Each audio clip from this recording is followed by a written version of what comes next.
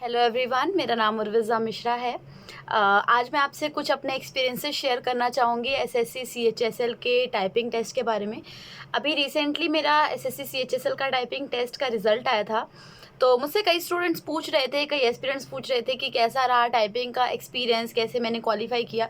क्योंकि बहुत सारी ऐसी रूमर्स है कि सबसे ज़्यादा कैंडिडेट्स जो है टाइपिंग टेस्ट में ही छाँटे जाते हैं, उनको एलिमिनेट किया जाता है। तो मैं आपसे बताऊँगी कि मैंने ऐसा कोई भी अलग सी कोचिंग नहीं ली टाइपिंग टेस्ट के लिए, कोई अलग सी क्लासेस नहीं जॉइन की थी। मैंने घर से ही टाइपिंग टेस्ट की प्रैक्टिस की थी और ये सिर्फ़ 1 महीने में मैंने उससे पहले कोई भी मेरे पास कोई भी कंप्यूटर का या फिर टाइपिंग का कोई भी प्रायर ऐसा एक्सपीरियंस नहीं था। मतलब मैं रेगुलर कंप्यूटर यूज़र थी, बट ऐसा नहीं कि टाइपिंग बहुत ही स्पीड में करने की कभी मैंने टाइपिंग मास्टर वगैरह कुछ दिया हो। तो रिज़ल्ट के बाद बहुत लंबा हम लोगों को टाइम मिला था, क्योंकि जो टाइम था हम लोगों का जिस टाइम पे एग्ज़ाम होने वाला था वो कोरोना की वजह से बहुत लेट हुआ। नवंबर में हमारा टाइपिंग टेस्ट हुआ। लेकिन ऐसा नहीं है कि मैंने उस 6-7 महीने टाइपिंग की प्रैक्टिस की। मैंने सिर्फ़ और सिर्फ लास्ट के 1 महीने के लिए रखा था टाइपिंग का, क्योंकि मैं यूट्यूबर भी हूँ, मैं अनअकैडमी पे एजुकेटर भी हूँ। तो मेरे पास टाइम बहुत कम मिलता था प्रैक्टिस करने का। तो मैंने 1 ही महीने बस प्रैक्टिस की, मतलब फ़ोकस भी ऐसे करके कि 1 महीने में रोज़ मैं 1 घंटे से ज़्यादा नहीं देती थी टाइपिंग को। I just used to give 1 hour. लेकिन मैं आपको बोलना चाहूँगी कि कैसे आप प्रैक्टिस कर सकते हैं। आपको एटलीस्ट अगर आप दिन का 1 घंटे दे सकते हैं, अगर आप वर्किंग हैं, तो 1 महीना काफ़ी नहीं होगा। बिकॉज़ मेरे लिए क्यों इतना पॉसिबल रहा, क्योंकि मैं फ़ोन की बहुत ज़्यादा यूज़र हूँ। मैं फ़ोन भी बहुत यूज़ करती हूँ और आपको पता होगा जो फ़ोन का फ़ॉर्मेट होता है वो ज़्यादातर कीबोर्ड के फ़ॉर्मेट से सेम होता है। वही QWERTY होता है, उसमें भी QWERTY इसमें भी होता है। तो इसलिए मेरे को मेरी चैटिंग स्पीड भी बहुत फ़ास्ट है, तो इसलिए शायद मुझे वहाँ पे थोड़ा-सा बेनिफिट मिला। लेकिन अगर आप इतना ज़्यादा फ़ोन नहीं यूज़ करते हैं, या फिर आप रेगुलर कंप्यूटर यूज़र नहीं हैं, लैपटॉप यूज़र नहीं हैं, तो आपको एवरीडे 1 और 2 आवर्स अगर आप दे रहे हैं, अगर आप एवरीडे के 3 आवर्स दे रहे हैं तो 1 महीना काफ़ी होगा। अगर आप एवरीडे का 1 या 2 घंटा ही दे सकते हैं, तो आप 2 महीने में बहुत ही अच्छी तरीके से, डेडिकेटेड तरीके से अगर आप टाइपिंग की प्रैक्टिस करेंगे, तो बहुत ही ईज़िली आप क्लियर कर लेंगे। और मतलब आपको ऐसा खुद पे देखना है कि स्टार्टिंग के लेकिन मैं ये बिल्कुल कहना चाहूँगी कि आपको हमें ऐसा नहीं कहना है कि मैं 1 महीने पहले ही प्रैक्टिस करूँगा। आपको जैसे ही रिज़ल्ट आए, एक बार आपको अपनी टाइपिंग अपनी टाइपिंग स्पीड चेक कर लेनी चाहिए। अगर वो 14 से 15 वर्ड्स पर मिनट आ रही है, देन इट्स ओके, आप बाद में कर लोगे। अगर नहीं आ रही है, then it is a big problem. फिर आपको ज़्यादा टाइम देना पड़ सकता है, क्योंकि आपको पता होगा जो एलडीसी वगैरह के लिए होता है, इट इज़ अराउंड 35, और जो बाकी जो हायर के लिए होता है आपका डीईओ एंड ऑल, उसके लिए आपको 40, 45, 50 की वर्ड पर मिनट की भी स्पीड चाहिए होती है। तो ये तो रही आपको प्रैक्टिस की बात। आपको कितनी प्रैक्टिस करनी चाहिए वो आपके ऊपर डिपेंड करता है। अगर आपकी स्पीड ऑलरेडी ठीक है तो आप 1 महीने में भी कर सकते हैं प्रैक्टिस। मैंने विदाउट एनी प्रायर टाइपिंग के एक्सपीरियंस के 1 महीने में मेरी प्रैक्टिस पूरी हो गई थी। तो it is very much possible. अगर आप 1 महीने पहले भी प्रैक्टिस शुरू कर रहे हैं और आप एक दिन का 1, 2, 3 घंटे दे रहे हैं, तो इट्स फाइन।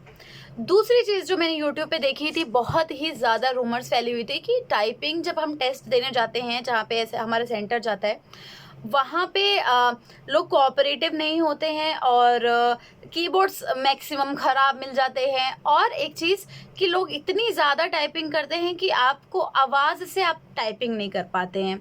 और ये था कि आपको हार्ड कॉपी नहीं मिलती है, तो आपको, क्योंकि घर पे तो बुक में से या फिर कॉपी में से देख के टाइपिंग करने की आदत होती है, वहाँ पे आपकी स्क्रीन पे ही लिखा होता है। तो ये भी बहुत ज़्यादा रूमर्स थे कि इस वजह से स्पीड कम रह जाती है। तो मैं आप लोगों को सबसे पहले ये हार्ड कॉपी वाला सिस्टम बताना चाहूँगी। अगर आपकी टाइपिंग स्पीड हार्ड कॉपी, मतलब बुक में देख के आप अच्छा टाइप कर पाते हो, तो आप स्क्रीन पे देख के उससे भी अच्छा टाइप कर पाओगे।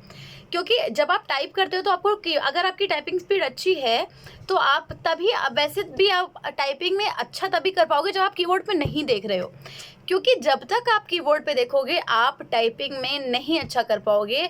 मैं भी बहुत स्टबन थी शुरू में, मैं सोचती थी कि यार बिना देखे इतना अच्छा कर रहे हैं तो अगर देख के करेंगे तो गलतियां कम होंगी और ज़्यादा अच्छा कर पाएंगे।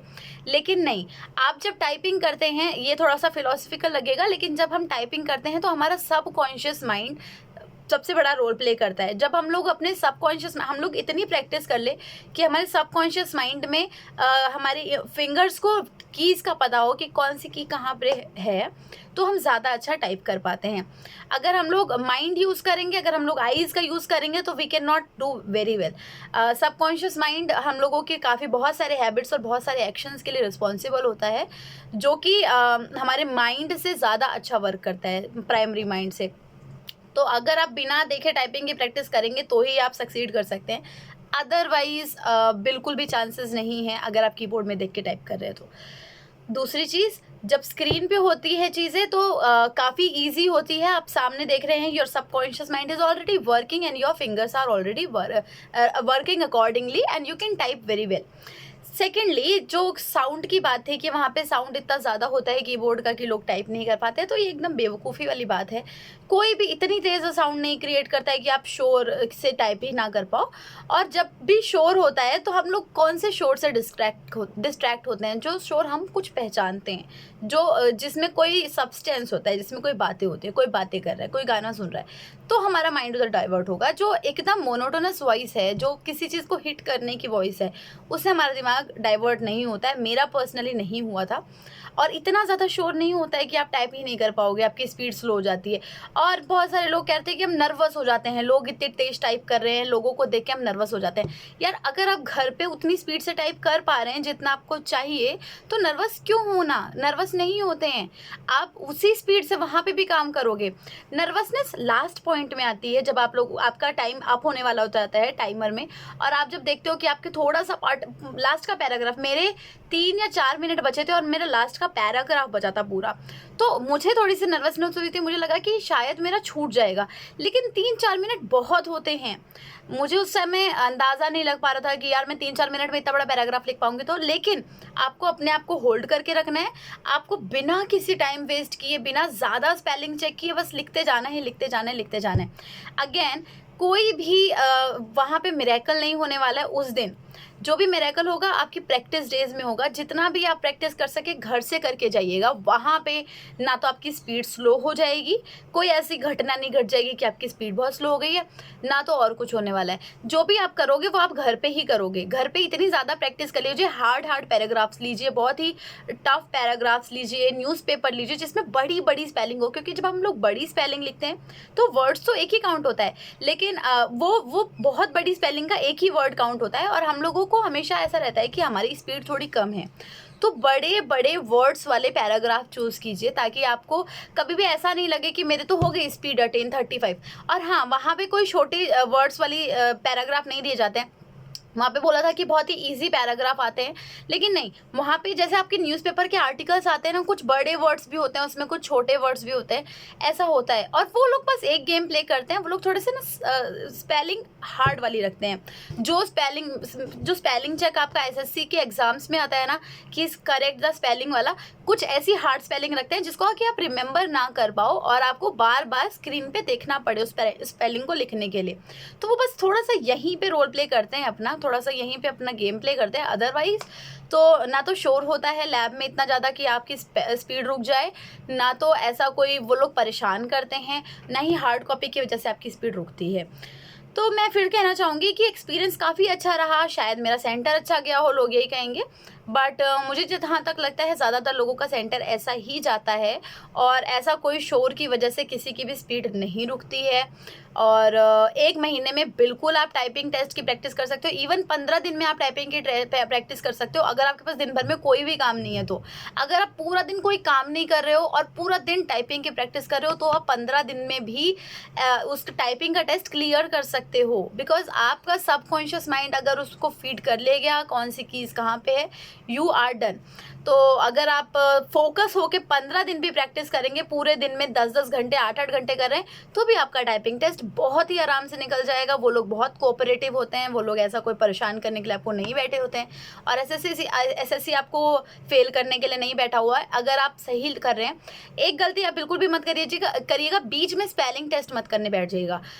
आपने बहुत प्रैक्टिस कर ली है घर से ही, जो भी मिस्टेक्स बहुत कम होने के चांसेस होते हैं अगर आप अच्छे से प्रैक्टिस करके गए हैं। तो जब आपका पैराग्राफ ख़त्म हो जाए तो आप जाके आखिरी, मेरे पास आखिरी के 2 मिनट बच गए थे। मैंने आपको बताया कि मेरे पास 3-4 मिनट बचे थे एक पैराग्राफ के लिए। मैंने वो पैराग्राफ 1-2 मिनट में कंप्लीट कर लिया था। उसके बाद भी मेरे पास अराउंड 1.50 सेकेंड्स या फिर 1.40 सेकेंड्स बचे थे। उसमें मैंने अपनी स्पेलिंग टेस्ट चेक कर ली थी बहुत ही जल्दी। और लेकिन हाँ, ये रहता है ना कि इस बार हमारा वो भी नहीं आया था जो आंसर की होती है, तो मुझे थोड़ा सा ये था कि क्या पता मैंने कुछ मिस कर दिया हो, क्या पता कोई स्पेलिंग गलत हो गई हो ये वो। लेकिन ऐसा कुछ भी नहीं था। टाइपिंग टेस्ट बहुत ही ईजिली क्लियर हो गया था।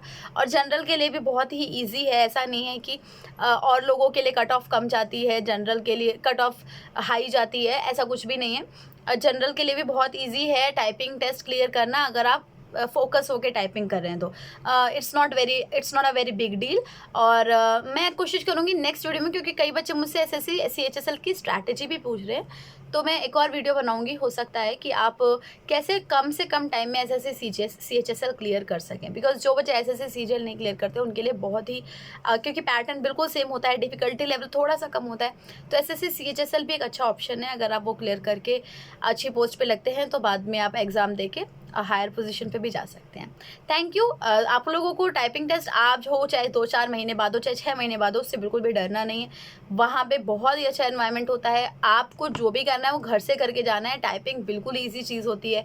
टाइपिंग में कोई ऐसा नहीं है कि मैक्सिमम बच्चों को उन्हीं बच्चों को छांटा जाता है जो उस दिन के लिए प्रिपेयर होके जाते हैं कि ठीक है उस दिन देख के कर लेंगे जल्दी जल्दी।